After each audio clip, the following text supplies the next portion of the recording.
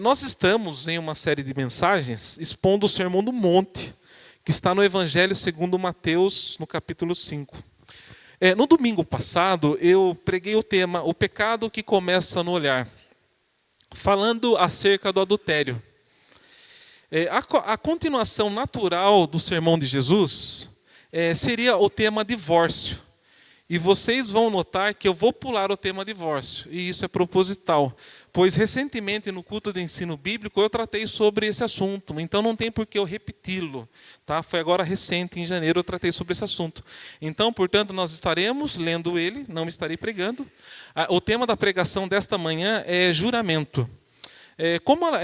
Com a leitura de hoje, eu tenho um propósito didático. Eu gostaria de ensiná-los algo muito importante. Portanto, nós estaremos lendo Mateus 5, do versículo 27 ao 37. Você, assim que encontrar, eu vou pedir para que você se coloque de pé e fique atento à leitura junto comigo, ok? Nós vamos ler o Evangelho segundo Mateus, capítulo 5, do versículo 27 ao 37. Eu não sei se na Bíblia de vocês está, na minha está. Começa com o título, o adultério. Todos estão assim? Adultério. Daí começa assim: vocês ouviram que foi dito, não adulterarás. Mas eu digo, qualquer que olhar para uma mulher e desejá-la, já cometeu adultério com ela no seu coração. Se o seu olho direito fizer pecar, arranque-o e o lance-o fora. É melhor perder uma parte do seu corpo do que ser todo ele lançado no inferno. E se a sua mão direita o fizer pecar, corte-a e lance-a fora. É melhor perder uma parte do seu corpo do que ir todo ele para o inferno. Agora tem o divórcio. Versículo 31. Foi dito, aquele que se divorciar de sua mulher deverá dar-lhe certidão de divórcio. Mas eu digo que todo aquele que se divorciar de sua mulher, exceto por imoralidade sexual, faz que ela se torne adúltera. E quem se casar com a mulher divorciada estará cometendo adultério. Agora o versículo 33. Tem também os juramentos. Vocês também ouviram o que foi dito aos seus antepassados. Não jure falsamente, mas cumpra os juramentos que você fez diante do Senhor. Mas eu digo, não jurem de forma alguma, nem pelos céus, porque é o trono de Deus, nem pela terra, porque é o estrado de seus pés, nem por Jerusalém, porque é a cidade do grande rei. E não jure pela sua cabeça, pois você não pode tornar branco ou preto nenhum fio de cabelo. Seja o seu sim, sim, e o seu não, não. O que passar disso vem do maligno. Pode tomar o assento, continue com a Bíblia aberta.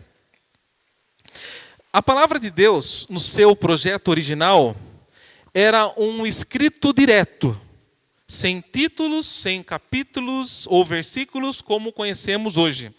Ao decorrer da história, para facilitar a leitura, foram realizadas adições. Por essa razão, nas nossas Bíblias, existem essas divisões que acabamos de visualizarmos, como os temas adultério, como vimos agora, divórcio e juramento. Tudo muito bem organizado. Quando nós lemos o texto bíblico, nós precisamos nos atentarmos a isso. No original, não havia divisões. Se lermos sem considerar o contexto da leitura, nós podemos perder de vista a intenção do autor. Como, por exemplo, versículo 31. Aqui no versículo 31, nós vamos ver Jesus falando assim, foi dito, em outras traduções, foi dito também. Aqui encontramos nessas palavras uma conexão de assuntos. Aqui nós temos um advérbio, portanto, uma continuação de raciocínio. Com isso, eu quero dizer a vocês que existe uma conexão direta e intencional entre adultério, divórcio e juramento. Eu acredito que eles estejam juntos de modo intencional, pois o casamento, em nossa experiência humana, é um dos exemplos mais fortes de compromisso com juramento. Todos os temas envolvem quebra da palavra dada na presença de Deus, ou seja, quebra de juramento. Adultério, quebra de voto de fidelidade. Divórcio, 90% das vezes o divórcio é legalizar a quebra de uma palavra. E isso é fato. Não vou me divorciar porque já ele não pensa igual eu. Sabe, coisas banais, coisas fúteis. Juramento, quebra de um compromisso. Penso eu que Jesus estava exercitando a reflexão dos seus discípulos sobre o tema juramento.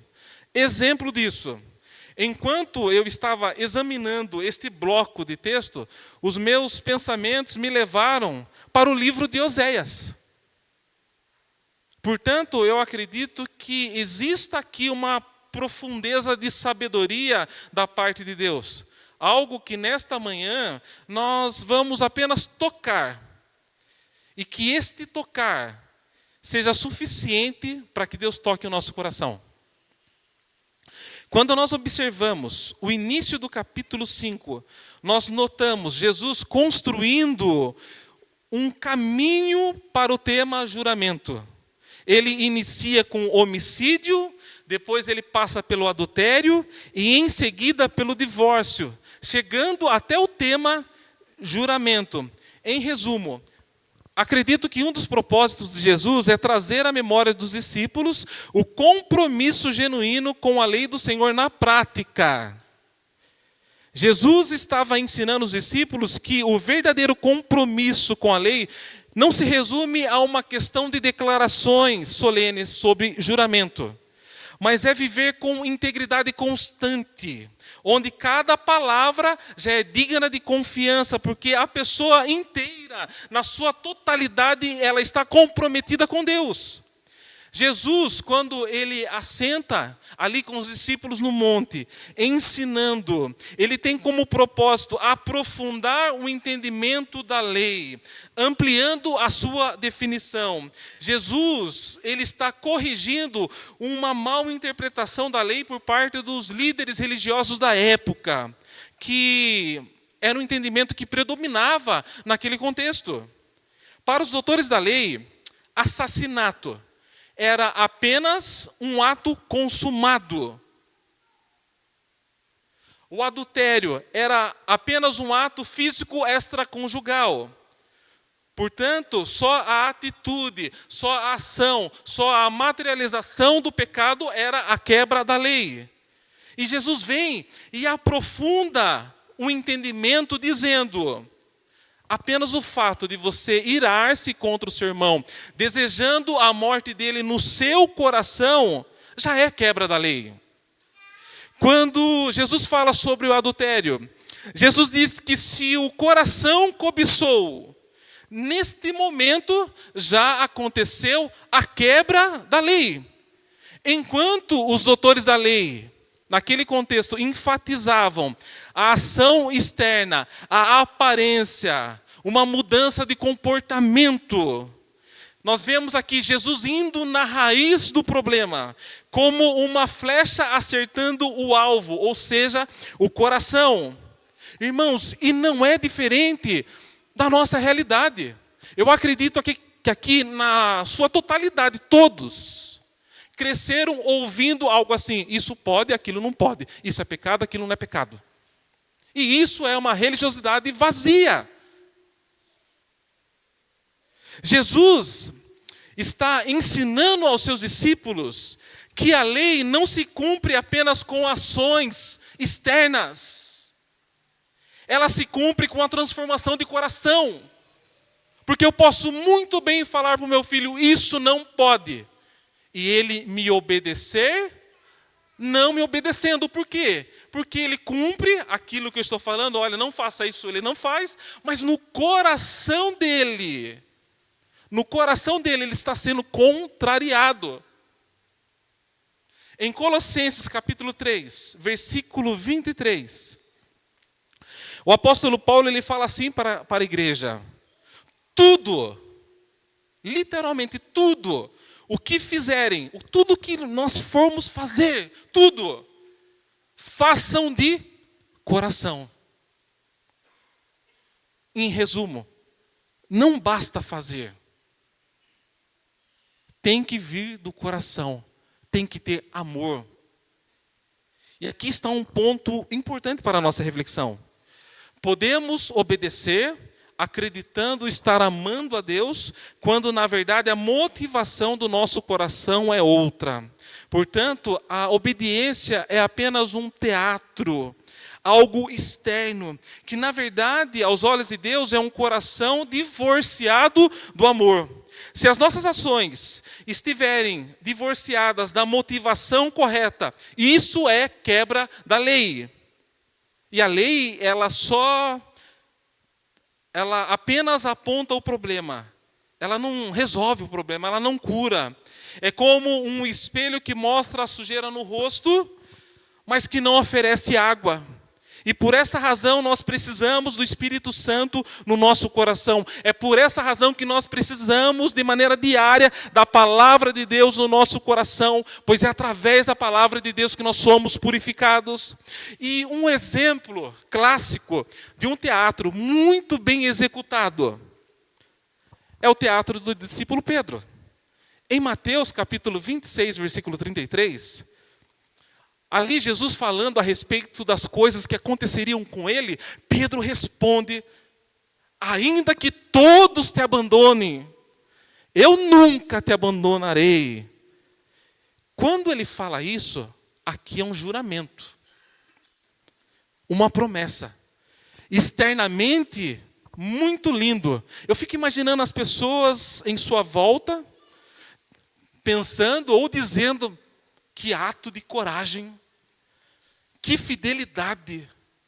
Nossa, como ele ama o Senhor, como ele cantou bonito.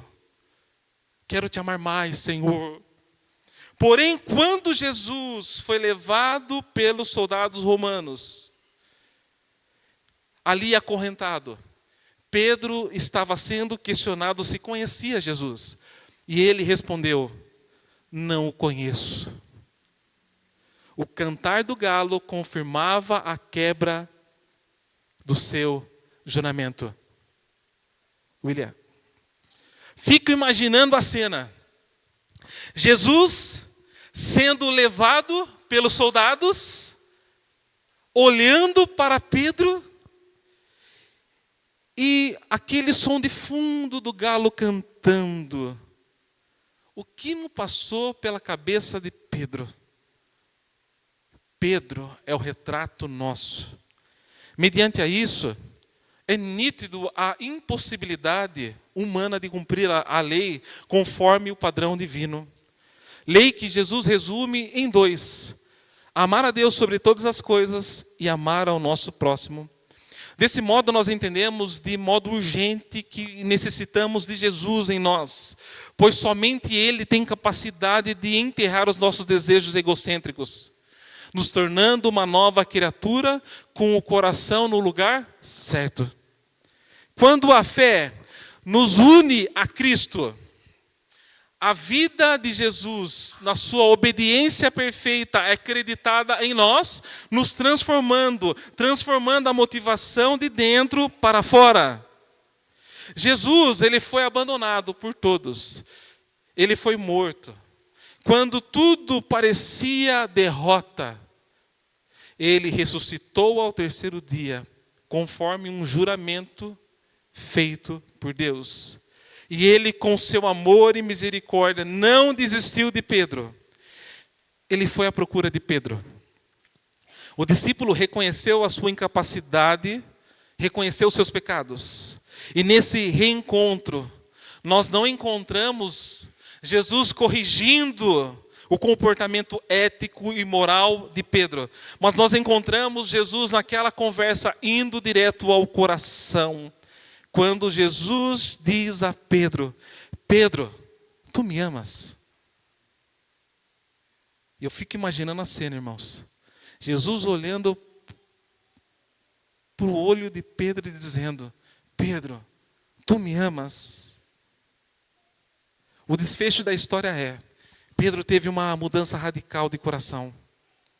E Jesus nesta manhã está olhando para os nossos olhos e nos dizendo: Tu me amas. Tu me amas. Será que tudo isso que você está vivendo tem sido com inteireza de coração? Será que a sua declaração de amor é uma declaração que procede do coração? Ou nós estamos fazendo como Pedro fez? Nos reunindo, apenas exercendo um teatro. E Cristo olhando para os nossos olhos, Ele está dizendo: quero você por inteiro. Pois se nós vivemos um teatro, nós estamos quebrando a lei e vivendo do mesmo modo que os doutores da lei da época de Jesus viviam. Jesus, quando falava com os doutores da lei, Ele denunciava a motivação do coração. Mateus capítulo 23, versículo 5. Jesus, Ele confronta, Ele denuncia. E aqui Jesus, Ele fala deste modo: tudo o que fazem é para serem vistos pelos homens. Os fariseus eram pessoas que juravam obedecer à lei. Porém, era tudo da boca para fora. O coração deles estavam divorciados da verdade de Deus. O coração deles estavam cheios de orgulho, ganância, cobiça, falsidade, cheio de todo tipo de imundícia. E agora nós vemos o quê?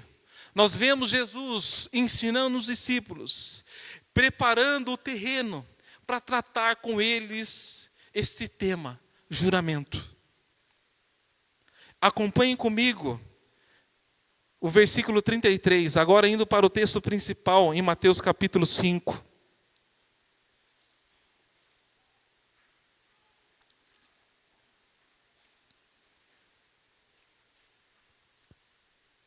E lembrando os irmãos que Deus tinha uma aliança com o povo de Israel. No Antigo Testamento nós vemos essa aliança. E Deus, Ele cumpre com a aliança, oposto ao posicionamento de Israel, que não cumpriu. E aqui nós vamos para esse texto que fala assim no versículo 33. Vocês também ouviram o que foi dito aos seus antepassados: não jure falsamente. Aqui Jesus está fazendo uma menção da lei, em específico Levítico 19, versículo 12. Levítico 19, versículo 12, a lei fala assim: não jure falsamente pelo meu nome, profanando assim o nome do seu Deus. Eu sou o Senhor. Jesus, aqui, ensinando os discípulos, Ele está proibindo o juramento falso, os lembrando da lei. Quando usamos o nome de Deus para jurar falsamente, estamos profanando o nome dEle. Usar de forma enganosa o nome de Deus é ofender gravemente a sua santidade. Nos dias atuais, muitas pessoas usam o nome de Deus para se vender como confiável. Quantos líderes religiosos estão, neste momento, nesse mesmo horário, em outros lugares, envolvidos com obras humanitárias, estão no culto, como nós estamos, pregando de Deus, falando de Deus, orando com fervor, cantando, chorando, levantando as mãos, fazendo apelo no nome de Deus, pedindo ofertas para ajudar os pobres, mas nos bastidores, desviando dinheiro para as contas pessoais, assediando voluntários, usando um cargo para privilégios. Quando confrontado, diz que a obra de Deus não pode parar por causa de fofocas. Usam o nome de Deus como escudo para corrupção e para abusos. Quem deveria honrá-lo o expõe ao ridículo perante os que veem a falsidade. Ai daqueles que vivem assim. Irmãos, isso é profanação. Quando um líder religioso usa o nome de Deus para benefício próprio, ele está profanando. E ai daqueles que praticam esse tipo de profanação. Só que profanação não se resume apenas à igreja. Quando nós casamos, os nossos votos são realizados diante de Deus. Portanto, o adultério é profanação. E isso é um alerta para nós, maridos e esposas. Lembre-se sempre disso. Foi diante de Deus que nós fizemos um voto de fidelidade, de amor. Antes de tudo, temam e tremam diante do Senhor. E o que dizer do político que se diz cristão e no nome de Deus jura por isso, por aquilo, jura usando o nome de Deus e rouba? Isso é profanação. Isso é um alerta a todo tipo de falta de integridade no falar. O que Jesus está proibindo aqui são todas as formas de profanação. E Jesus ele continua falando no versículo 33, agora na parte B. Mas cumpra os juramentos que você fez diante de Deus. E nesta continuação, Jesus está fazendo uma citação de Números, capítulo 30. Olha que interessante, Jesus mais uma vez fazendo a citação da lei. Aqui nós vemos Moisés dizendo aos chefes das tribos de Israel, dizendo assim: quando um homem fizer um voto ao Senhor, ou um juramento que o obrigar a algum compromisso, não poderá quebrar a sua palavra, mas deverá cumprir tudo o que disse. Como nós podemos ver, Jesus não está proibindo o juramento. Aqui Jesus está condenando o falso juramento. Até porque o juramento, irmãos, a promessa, o pacto, fazem parte da nossa vida cotidiana. Quando nos casamos, fazemos votos. Quando nós adentramos a uma empresa, assumimos compromissos. Quando entramos na membresia da nossa comunidade, fazemos um juramento solene. Fizemos a leitura do nosso juramento no culto passado, na ceia. Olhando para a palavra de Deus, toda a palavra ela é repleta de inúmeras passagens com a prática do juramento. Como, por exemplo, em Gálatas, capítulo 1, versículo 20.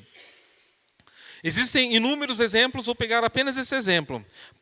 Paulo falando à igreja, Gálatas capítulo 1, versículo 20.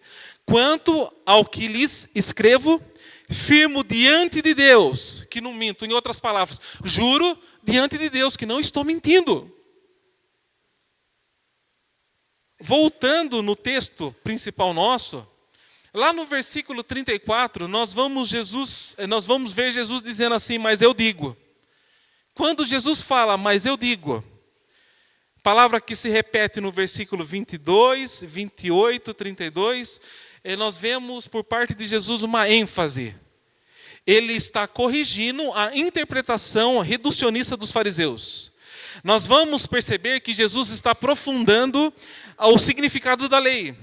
Como ele mesmo disse, alguns versos atrás, eu não vim abolir a lei ou os profetas, mas vim para cumpri-los. E acompanhem comigo, Jesus fala, mas eu digo, não jurem de forma alguma, nem pelos céus, porque é o trono de Deus, nem pela terra, porque é o estrado dos seus pés, nem por Jerusalém, porque é a cidade do grande rei.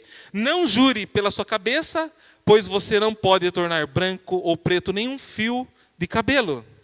Jesus está ensinando aos discípulos que integridade nas palavras é melhor do que uma chuva de juramentos. Aqui Jesus está contrapondo uma classe religiosa da época que usavam juramentos para se esconder. Nessa época, os doutores da lei, eles tinham criado uma espécie de hierarquia de juramentos. Jurar pelo templo ou pelo altar não vale. Mas jurar pelo ouro do templo ou pela oferta do altar, eles obrigavam. Os fariseus conheciam da lei, falavam da lei, mas na prática o que valia para eles era a tradição deles. Vou explicar com um exemplo atual. Eu me lembro que quando eu era criança, por muitas vezes eu escutava um adulto falar assim: menino, não jure por Deus, jure pela sua irmã, por outra coisa, não jure por Deus. Ou seja, uma atitude, um mesmo espírito farisaico. Não pode fazer isso. E é um tipo de ensinamento pautado em um achismo. Mas não é isso que Jesus está ensinando aqui. É interessante que, do mesmo modo que os fariseus pautavam o entendimento da lei na tradição, nós temos o hábito de pautar algumas passagens bíblicas no nosso achismo. E isso é um erro.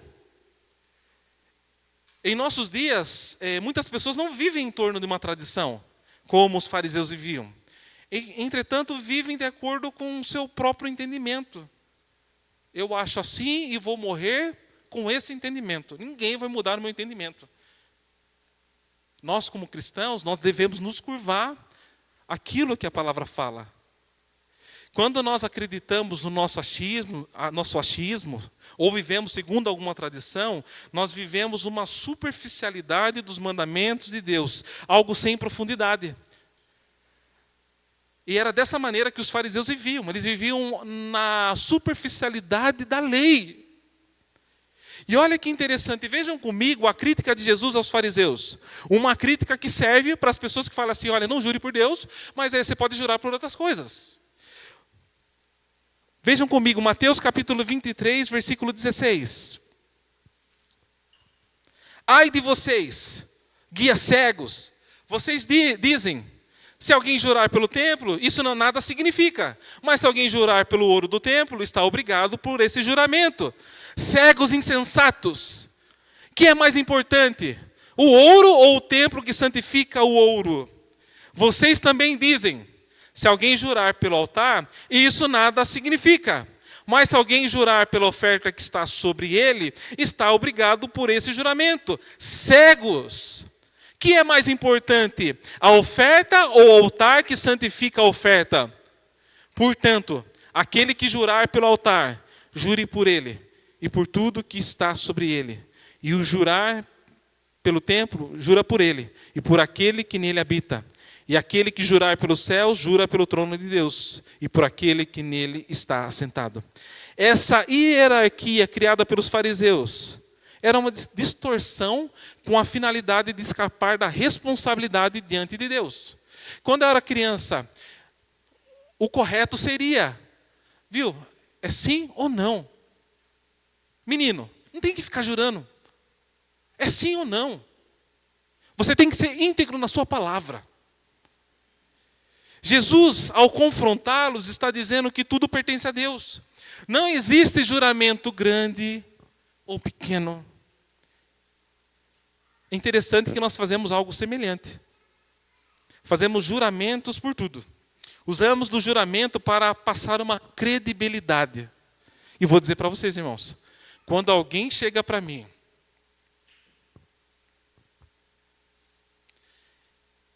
e ele está com a intenção de me vender algo, ou de ganhar a minha confiança, e ele inicia a conversa dizendo que ele é cristão, e eu confesso para vocês que eu fico com o pé atrás. É interessante que quando é algo simples, falamos, eu juro. Quando é algo importante, falamos, eu juro pela minha filha. Quando é uma situação que não podemos receber uma resposta negativa, nós apelamos.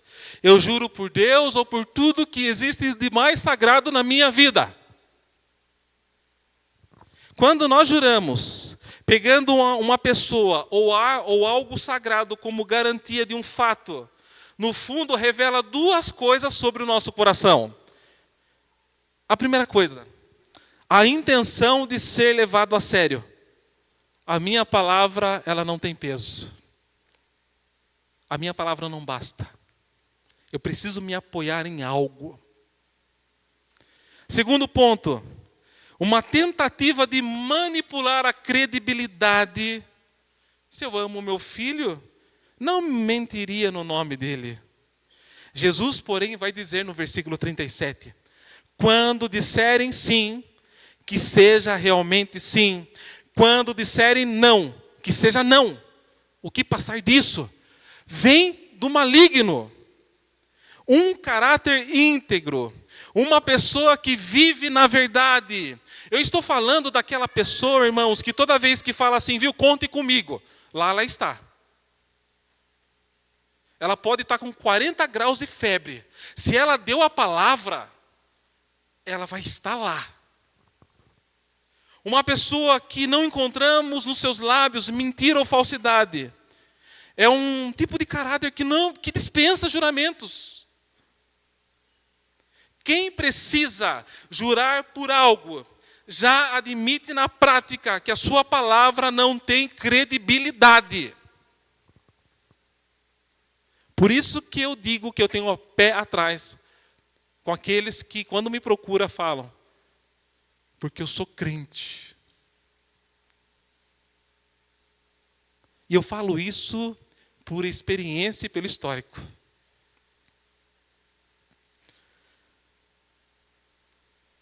Algo comum de pessoas que não cumprem com seus compromissos. Elas vivem dizendo, eu prometo que eu vou mudar. Eu juro por isso ou por aquilo, e no final das contas, a única pessoa que acredita nas suas palavras é ela mesma. Nós cristãos, nós cremos que a nossa vida está diante do Senhor. E, portanto, não existe a necessidade de juramento. Eu acredito que aqui todos têm maturidade para entender que não estou excluindo o juramento na conclusão de uma faculdade, de um curso, o juramento dos votos de um casamento, ou outros importantes juramentos, não, nada disso. Jesus está dizendo assim, as suas palavras precisam ser íntegras, verdadeiras. E se a gente conectar com uma outra passagem que Jesus ensina aos seus discípulos, ele fala que nós falamos aquilo que o nosso coração está cheio. Ou, portanto, as nossas palavras, elas denunciam o que de fato está dentro do nosso coração. Portanto, se eu juro, é porque me falta integridade nas minhas palavras. E eu me lembro, irmãos, em 1995, uma das canções que estavam nas paradas de sucesso, que era do Leandro e Leonardo, que ele cantava assim, eu juro, por mim mesmo, por Deus e por meus pais, vou te amar. Uma canção que embalou votos de casamento, declarações de amor. Claro que não generalizando, mas a maioria desses votos foram ralo abaixo. E por que estou usando esse exemplo dessa música?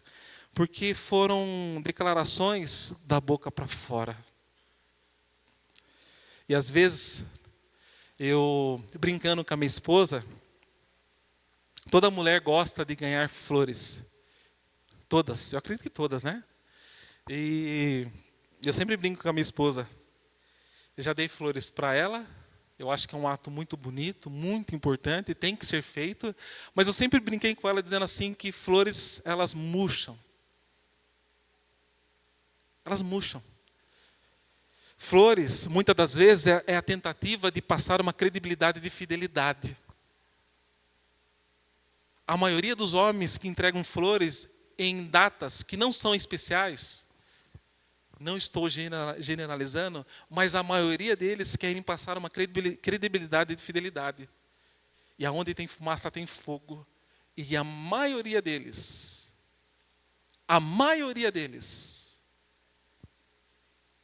fazem isso porque estão na prática do adultério. Mas estão como os fariseus, tentando passar uma credibilidade de imagem. Mas não é isso que Deus espera de nós e não é isso que Cristo está ensinando aos seus discípulos. E aqui eu faço um paralelo. Do mesmo modo que a nossa adoração, ela não pode se resumir em palavras, mas ela tem que partir de um coração sincero, genuíno. Porque se tudo isso que nós estamos fazendo, se não tiver amor, de nada vai valer a pena, não tem sentido nenhum. Aqueles fariseus do tempo de Cristo Jesus, eles praticavam a lei na sua superficialidade. E quando eu falo superficialidade, porque estava desconectado de coração. Podemos obedecer sem amar. E isso é fato. Podemos ajudar o nosso próximo para satisfazer o nosso próprio ego. E isso é fato. Por isso que Jesus fala que, na ótica da sociedade, a liderança, os líderes religiosos, eles eram vistos como homens justos. Por quê? Porque a sociedade, ela só consegue enxergar aquilo que está visível. E Cristo, quando ele amplia, aprofunda a lei, ele está dizendo para os discípulos: Deus é aquele que olha o coração. É por isso que nós vemos no Antigo Testamento dizendo que este povo me honra com os lábios, mas o seu coração está distante. E isso é uma denúncia do profeta naquele contexto de Israel. Irmãos, e o que nos alegra o coração é saber da nossa incapacidade de cumprir de maneira perfeita a lei. E isso nós precisamos reconhecer, mas por outro lado, alegra o nosso coração, por quê? Porque existe uma promessa sobre a igreja, de alguém que é perfeito, que é santo, que é imutável, que jamais vai quebrar este juramento. E uma das suas promessas é: a quem o Pai me dar, a quem o Pai me entregar, de maneira nenhuma eu lançarei fora. A garantia da sustentação, da provisão, da nossa jornada até a Nova Jerusalém é o próprio Cristo, que disse que não vai ser morte, não vai ser doença, não vai ser profundidade, não vai ser altura, não vai ser anjo, não vai ser demônio, não vai ser nada, nada e ninguém com poder e capacidade para nos tirar das suas mãos. Não há nada capaz. Irmãos, e isso é confortante, porque não depende de nós. E quando eu estava preparando, eu fiquei pensando sobre os votos, sobre os juramentos, que a todo instante nós quebramos. A todo domingo existe um apelo: Deus, me perdoa, Deus, eu não vou ser assim. E na segunda-feira nós quebramos com aquilo que nós fazemos. E o que dizer de Pedro, irmãos? Pedro foi um homem que almoçou com Jesus. Ele ouviu Jesus. Ele ouviu. Ele tocou em Jesus. Ele abraçou a Jesus. Ele ceiou com Jesus. Mas foi um homem que fez uma declaração, um juramento vazio. E o desfecho da história é Cristo indo até ele e restaurando o seu coração. Que nesta manhã, Cristo possa encontrar o nosso coração nesta manhã e arrancar toda a casca de religiosidade que ainda persiste na nossa vida. Que o nosso relacionamento com Deus e com o nosso próximo seja sim ou não. O que passar disso vem do maligno. Que o Senhor nesta manhã possa produzir em nós integridade nas nossas palavras. E para que isso seja uma realidade, que Cristo possa estar mudando o nosso coração. Porque a religião, ela tem como proposta mudar a casca. O Evangelho de Cristo, não. É no coração. É no coração. No coração. E que o Senhor continue transformando o nosso coração. Nós vamos dar continuidade no Sermão do Monte. E nós vamos ver que Jesus ele sobe o tom na prática da lei. E eu acredito que ele sobe o tom na prática da lei com os discípulos, conduzindo os discípulos a um reconhecimento de incapacidade. E esse é o propósito da mensagem desta manhã. Levar a igreja a um nível de reconhecimento de incapacidade. Deus, eu não consigo cumprir. Eu não consigo cumprir com aquilo que eu muitas das vezes prometo ao Senhor. Mas você pode ter certeza, irmãos, que nesta manhã o Senhor estará trabalhando no nosso coração. Você pode ter certeza disso, que nesta manhã o Senhor, através do teu Espírito Santo, estará nos ajudando nesta fraqueza nossa. E eu convido a você, nesse momento, a abrir teu coração, a falar com o Senhor nesse momento, a pedir ao Senhor. Ó Deus, nos ajuda, Deus, nesta nossa fraqueza, Deus. Nesta nossa falta de compromisso com as palavras. Ó Deus, nós carecemos da Tua misericórdia. Deus, nós te agradecemos, porque o Senhor viveu a vida que nós não conseguimos viver. E através dessa vida que o Senhor viveu no nosso lugar, vivendo a lei de maneira perfeita, a sua justiça foi embutida em nós, e pela fé nesta manhã, Deus, nós abraçamos essa justificação pela fé, nós abraçamos a tua justiça. Ó Deus, nos ajuda. Ó Deus, e que nesse processo todo, ó Deus, ocorra, Deus, um purificar do nosso coração, uma mudança radical no nosso coração, a ponto, Deus, de nós morrermos pelas nossas promessas feitas ao Senhor. Assim, Deus, nós te agradecemos por essa manhã. Assim, Deus, nós te agradecemos pela tua palavra que é maravilhosa, pela sabedoria profunda, Deus, que existe, ó Deus, nos teus mandamentos. Ó Deus, remove de nós toda essa casca farisaica. Remove de nós, ó Deus, todo esse teatro, e que a gente possa viver o sim e o não, que a gente possa entender, e que a gente possa reconhecer a nossa incapacidade. E assim o Senhor gere no nosso coração um coração que ame o Senhor. E assim nós te agradecemos no nome do teu Filho amado Jesus. Amém, amém.